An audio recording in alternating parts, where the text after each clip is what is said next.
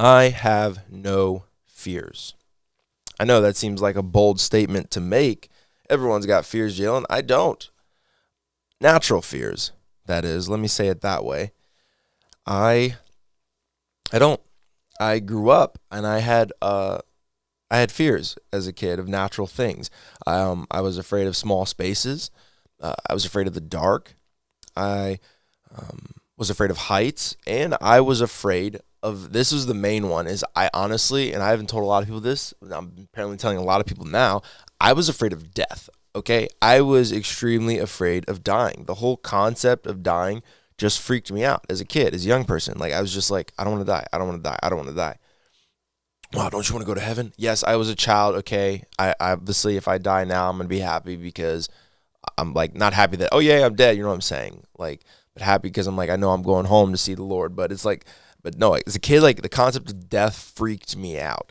And yeah, in fact, I think that one fear ended up fueling the other three because I didn't want to climb too high because if I fell, I would die. And I didn't want to be stuck too long by myself because if I did, I would starve and I would die. And then I had, if I was in a dark space and something that I didn't see could attack me, and I would, of course, die. And the concept of death freaked me out. And so that ended up like supercharging the other fears. But I got over them.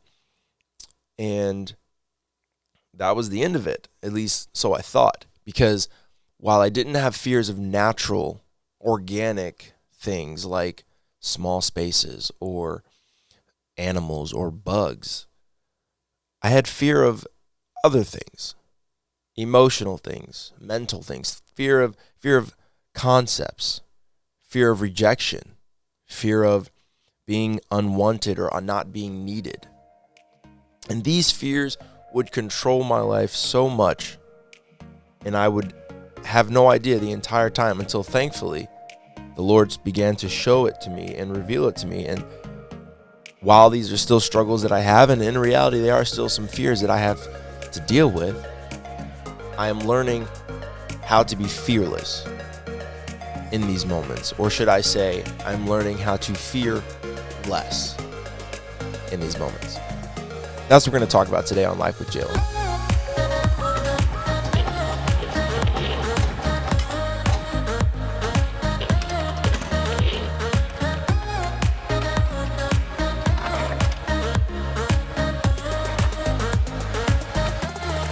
Welcome back, everybody, to another episode of Life with Jalen, where we have real talk with real people about real life. And let's get started on this week's episode, titled Fearless, or should I say FearLESS. Fear is a concept that controls us so much that we don't even realize it. And the funny thing is, fear is all in our head. Fear does not actually exist in and of itself, other than the fact that there's a spirit of fear. But the reality of it is, if you have the Holy Ghost, you have power and dominion over that. So it's something that we allow to operate in our lives that we don't have to. We just choose to allow it. And it's kind of a wild concept.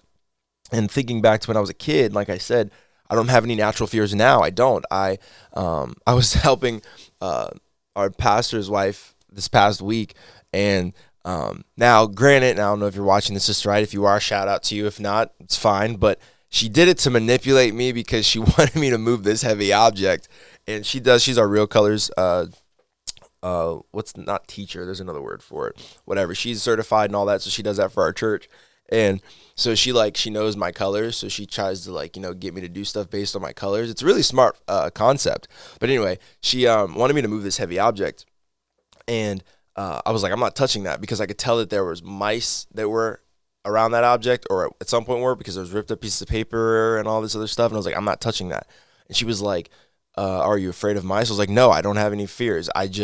That's disgusting and dirty, and I don't want to touch it. She's like, you're afraid of mice. I was like, I'm not afraid of mice. And she kept saying that I was, to the point I was like, look, and I grabbed the big thing, moved it, and walked it away. And I was like, see, I'm not afraid of mice. It was just the germs. It's disgusting. And so then I went to wash my hands, and she was like, aha, I got you to do it. And I was like, and I was kind of upset, because I'm like, here I am, grown man, and I'm still getting that. You know, that as a kid, they want you to do the chores, and like, I bet you can't do it in 10 seconds, 15 seconds, bet you can't take the trash out before I count to 10. And next thing you know, they're taking the trash out. Yeah, that was me. And apparently that's still me, because as soon as she threatened my manhood, I was like, look, let me show you. I can do this. I'm not scared of mice. But all I just say, I'm not scared of animals. I'm not scared of bugs. I'm not scared of heights or small spaces or the dark anymore, or even death. Fun fact, the way I got over those fears was embracing them. Some intentionally, some unintentionally. Let me explain, because some of you are probably now like, you embraced death. What'd you do? Like jump off of something? Like, let me explain. So first of all, I was scared of the dark. And my grandparents' home, which is where I spent a lot of my childhood time, was one of those classic, perfect, scary basement type houses from like every movie ever created about a scary basement, where there's like a furnace in the corner that's making faces. Like, anyone see Home Alone? Like that kind of basement, and at least how I remembered it. And I always had to go down there because that's where they kept all their games. So in this closet, dude, they didn't keep the games like with this nice halo light over it in the corner where it was like, okay, everything's holy over there, you can grab it. They kept their games. Me and Mom pop up. I don't know why you did this to me as a child, but I appreciate it now because it helped.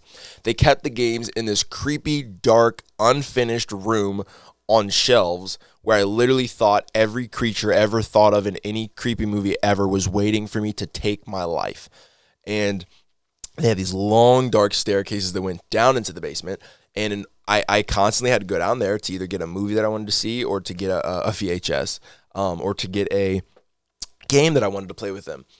And I would like, you just turn on the light, right? And just turn on the light, just, you'll be fine.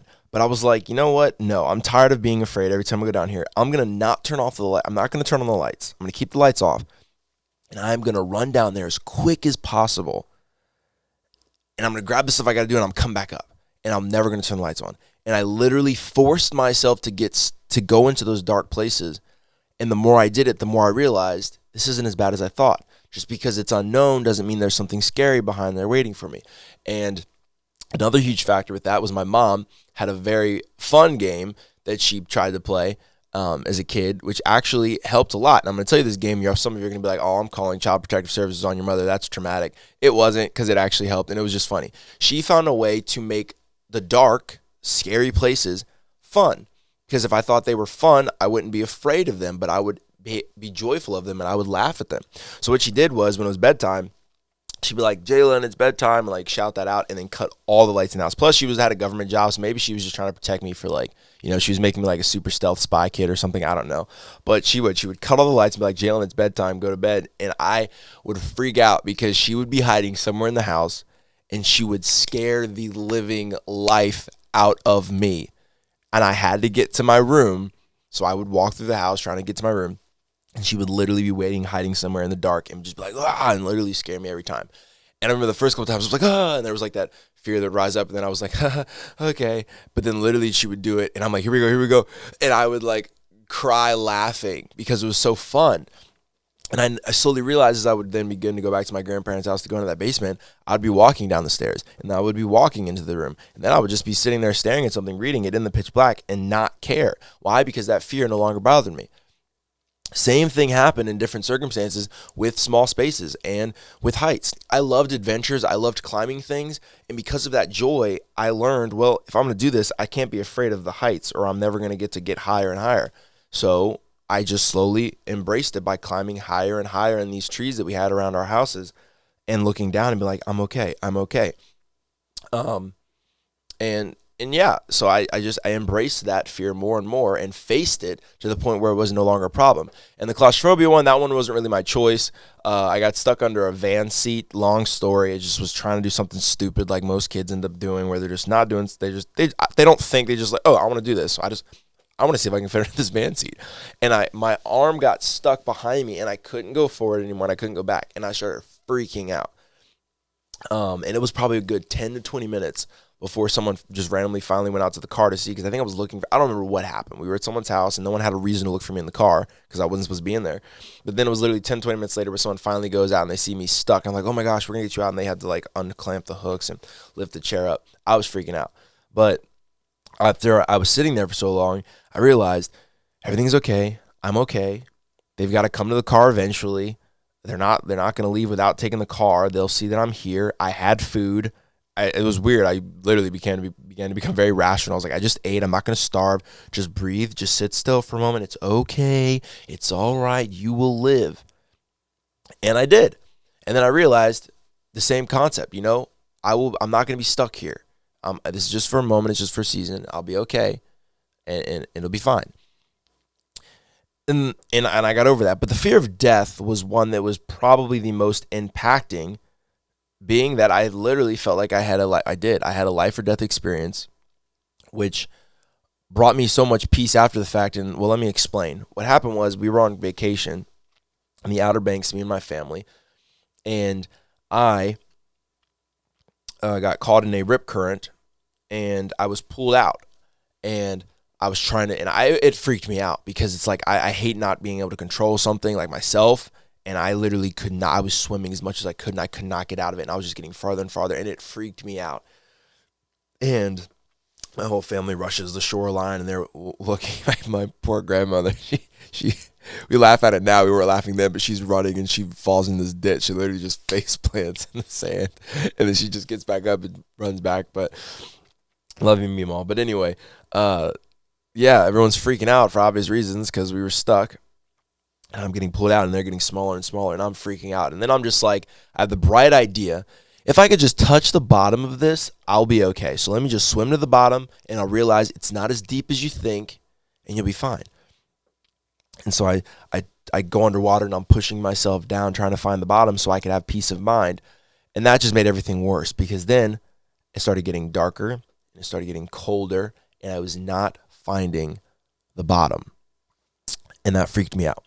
And so I began to push up to the top, and it's taking me forever to get back to the top because that's how far, guys. I was not able to reach the bottom. I was freaking out. And I began to finally get back up to the top. And now at this point, I'm exhausted, and I'm going up and down and up and down, and I'm freaking out. And family members are trying to swim out to me, and they're waiting for we were at a beach where they didn't have lifeguard posted like right there, but they were like going up and down. So we're waiting for the lifeguard to get up to drive by our area to come grab me and pull me in, and I'm freaking out. And what happens is I'm still that concept. If I can just find the bottom, so I'm going above water, underwater, above water, underwater, and all my family sees me as going above and under, so they're freaking out thinking I'm drowning when I'm trying to find the bottom. I'm trying to get some sort of resolve, and I am panicking, and I'm literally like, while I'm under the water, I'm like, God, I am going to die here. This is where it ends. Life with Jalen ends here. This is the death with Jalen. This is it. This is game over. This is my legacy. No kids, no wife, nothing. This is it. And it was clear as day. Lord, there was this peace that came about me, and it was just like he was saying, I've got plans for you. I'm not through with you yet. You're not dying here. And that gave me so much peace, and I was able to just go back to the top and tread water until people finally came out to me, and I was able to get pulled back in. And I was at peace because the Lord was just making it clear. I have plans for you. You don't need to fear death. You don't need to fear this moment because I have more planned for you and more expectations for you. And you're not finished yet. So you're going to be okay. So I didn't leave that moment and decide I'm going to tempt death every time now because God, no. But I left that with peace of mind knowing that God is in control. And if he's not done with me, then I'm not dying today. And also, if he is done with me, then I am. But that's okay because I've finished my course and I've kept my faith and it's time to go home. And so I got over those fears.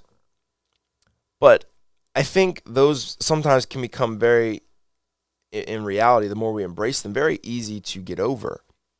But I think the hard fears are those concepts, those ideas, those battles of the mind that we have to face, not the actual object, not the actual creature, not the actual physical thing, but the battle of the mind about love, about affection, about desire, about being needed. These were things that I had fears of. I had a huge fear of rejection, that I was going to face it more and more in life before I had the understanding that rejection was good for me. I had fears of being unwanted or not being needed, that someone else better along would come and fulfill the needs that people needed from me, and I would not be needed, and I would be not valued by people anymore. And I had these fears that would control me, and that would determine what I would do and what I would not do. I became very determined to be successful, very determined to be the best at anything and everything that I could be. I made it my philosophy to remove every other person's excuse. I was like, I'm going to do everything that I can, and I'm going to give extra hard, and I'm going to do extra this and that, because I need people to know that I can do it, and I don't want them to think that I'm not useful and that I'm not needed. And I felt that I had this obligation, this duty to make myself as irreplaceable as I possibly could. And I realized that that was not necessary, and it certainly was not of God, because it developed this Messiah complex in me that I had to do everything for everyone and save everyone all the time. And I've already talked about that, and I'm not here to rehash that. But I'm here to talk about what that fear ended up driving me to. It ended up literally steering my life. It's the same thing with things like hate or offenses. Ever think about, you have that problem with that person or that offense, and you're like, I'm not going to that part. Or that someone invites you there, say it this way. Someone invites you to a party, and they're like, hey, yeah, it's going to be a great time. You got to come. I'm like, oh, yeah, that sounds interesting. I think I'll come. Wait, is so-and-so going to be there? And they're like, yeah, they're coming to it. And then you're like, oh, I've got something that came up. I can't go. And now you're missing out on the fun event because so-and-so is going to be there, while so-and-so is getting to have fun at the event that you could be having fun at. But because of your problems, that's a whole nother subject, we ended up missing out on something. But it's the same thing with fear. We let this fear, and that was why I was so adamant as a young person about getting over fear, is I did not like the concept of things controlling me. I didn't want to always wonder, what does it look like from the top of that skyscraper, because of my fear of heights. I didn't always want to wonder what was in that room that was dark, but I didn't go check it out because I was too afraid to embrace that dark. And I didn't want to miss out on seeing something or being a part of something because I allowed my fear to control me.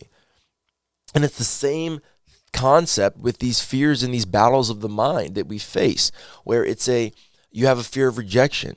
Well, because of that fear of rejection, you end up blocking yourself out. You end up saying, I'm not allowing people to get into my life. I'm not allowing people to get close to me because of this fear of rejection that I have.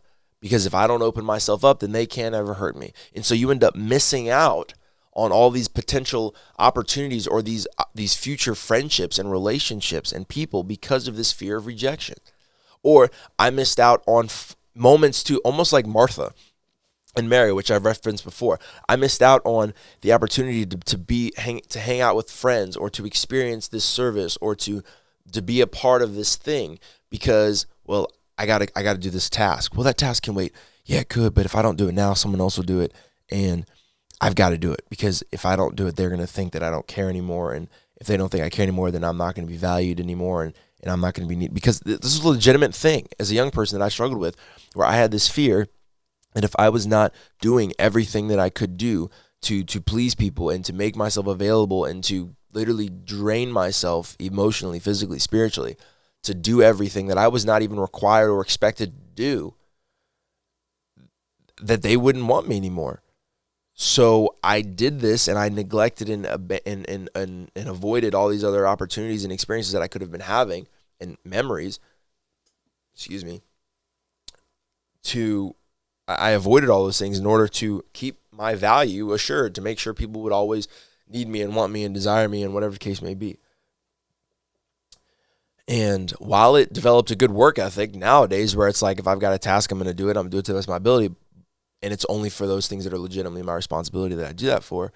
It also developed these areas and these struggles that I had of needing this affirmation from people and needing this value. So I would do literally everything that I could do to make sure that value was always in place and always stated. And it was all driven by fear. And it wasn't until the Lord began to reveal this stuff to me and help me deal with the areas in my life that I struggled with, that I learned I don't have to live this way. I don't have to do this thing because of this fear of abandonment or this fear of no longer being needed. I can do this thing because it's the right thing to do, or because it's the kind of person that I want to be.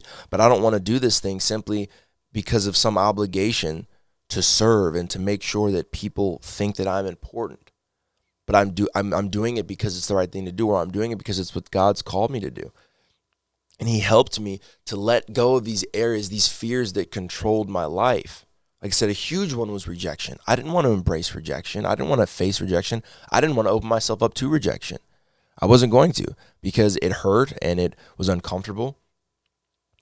But as the Lord began to help me to embrace rejection, I then realized the benefits of it and what it did and how it navigated me and corrected me and built me up into who I am now, that I learned that that was just something that was going to happen in life, and I didn't need to be afraid of it, and I didn't need to run from it. But when it happened, to just embrace it, accept it, and move on, and allow whatever was meant to happen out of that to happen. It was a much nicer way of living, because I was no longer allowing this fear to control me.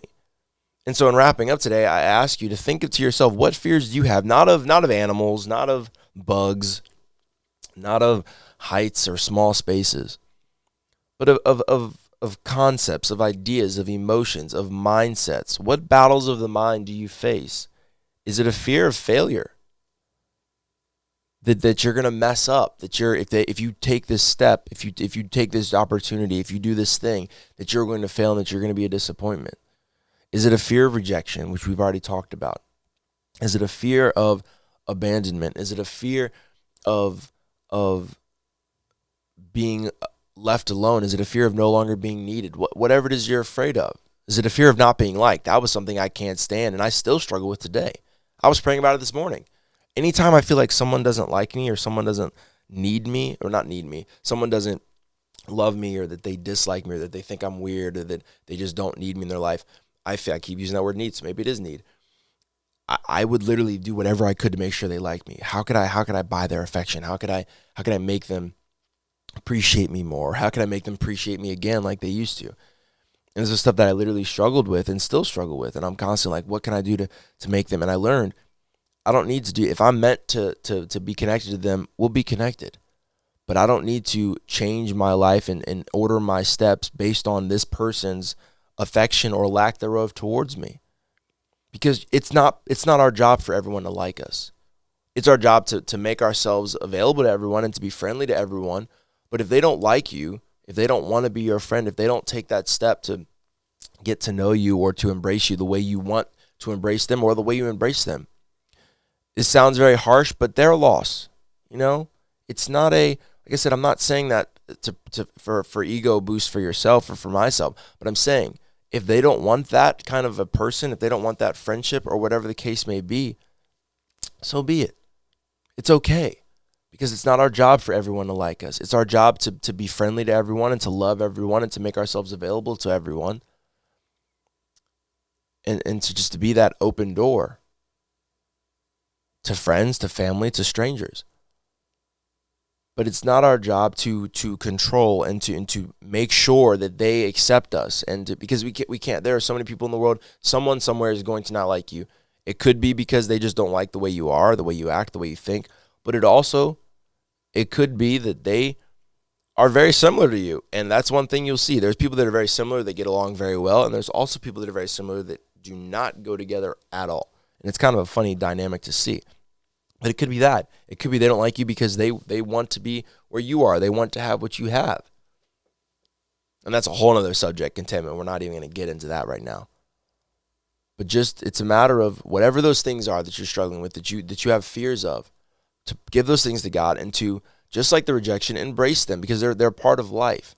And to learn that whatever it is in those moments, there's something to be gained from this. There's something to be learned from this, because everything, I've said it multiple times, I'm going to keep saying it, everything we go through in life is according to God's plan. Why? Because God has our best interest at heart, and he is always working things out for our good. It might not be the good that we think it is.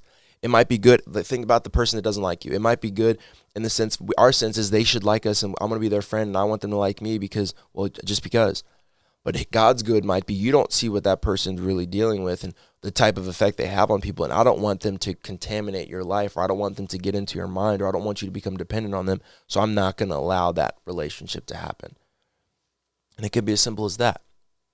But it's just a matter of talking to God for yourself and saying, God, what is it in my life that I'm afraid of, that I have fears of, that are battles of my mind? Because I don't want those things to control where I am and who I am and what I do with my life. because I want to be who you've called me to be, and I want to go where you've called me to go, and I want to do what you've called me to do. And if we have fears battling our mind and attacking our faith, then we can't do those things, and we can't be that person. Like I said, it's not a matter of being fearless, but it's a matter of fearing less and about giving those things to God and saying, God, however you can, in whatever way you can, however you want to, help me to lean on you, lean on your love, lean on your faith, and to not allow these fears, these battles of my mind to hinder and block and keep me from doing whatever it is you've called me to do. Thank you, everyone, for tuning in this week. I hope this has helped you in some way, shape, or form. I love and appreciate each and every one of you. Thank you all for the support I've received thus far, and I'm expecting many great things in Jesus' name to happen in your lives and in my life as we continue to go through life together, because life is better together. And I'm not just saying that because it's a catchy phrase that everyone's using nowadays, but it's a genuine statement. Life is better together. And through this life, always, always, always remember, keep it real. See you guys.